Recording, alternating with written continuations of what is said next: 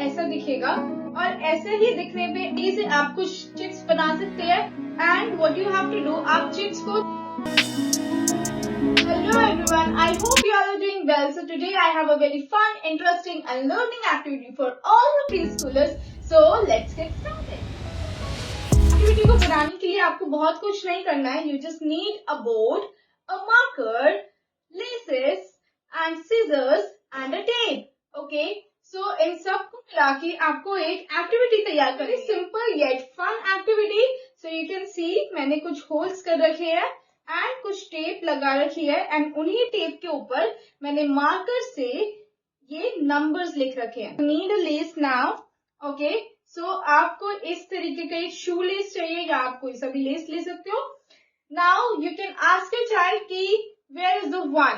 Okay, so the child will see here is the one and now ask your child to put that lace inside it. Okay, so इस तरीके से here is the one. Now you can ask what comes after one. So one के बाद आपको 2. Now after 2. Now after 2 that is a 3. Okay, that is a 3. 1 to 10 तक करने के बाद कुछ ऐसा दिखेगा और ऐसे ही दिखने पे आप देख सकते हो कि कुछ आप लाइंस के कॉन्सेप्ट्स भी यहाँ पर सिखा सकते हो और बस उनको थोड़ा सा अवेयर करवा सकते हो कि इस तरीके की चीजें भी एग्जिस्ट करती हैं. सो जैसे एक diagonal line, that is a straight line, this is also a straight line, there are two lines which are intersecting each other. ये दोनों लाइन्स डायगोनल हैं बट एक दूसरे को काट रही हैं.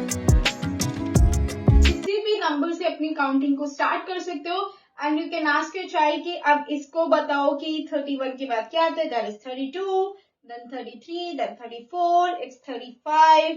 So इस तरीके से आप कोई से भी नंबर्स कहीं से भी अपनी काउंटिंग को स्टार्ट कर सकते हो. The help of this activity, the child will learn the series of a number कि उसको किस तरीके से करना है. The child will learn about the counting and इसी के हेल्प से उसको एक तरीके से रिविजन भी हो जाएगी and definitely the child will learn that which number comes after what. Okay. I have one more activity where your child can learn about addition and उसको एक different forms में उस equation को पढ़ना सीखेगा और किस तरीके से वो किसी भी नंबर को किसी एक पैटर्न के हिसाब से उसको रिकग्नाइज कर सकता है. रिकग्नाइज करने के बाद वो उस नंबर को बोलेगा and then the child has to sum up those two numbers. All you need is a sheet and few colorful markers. So इस तरीके से आप कुछ चिट्स बना सकते हैं and what you have to do, आप चिट्स को थोड़ा सा यूनिक फॉर्म में लिखो जिससे कि the child will learn the numbers in a different forms. जो नंबर नेम्स का यूज कर सकते हैं. So नंबर नेम्स में जैसे EIGHT 8 लिख दिया, TW 2 लिख दिया. So you can ask 8 and 2 makes what. So इस तरीके से आप पूछ सकते हो और you can ask them that what is the sum of 1 and 5.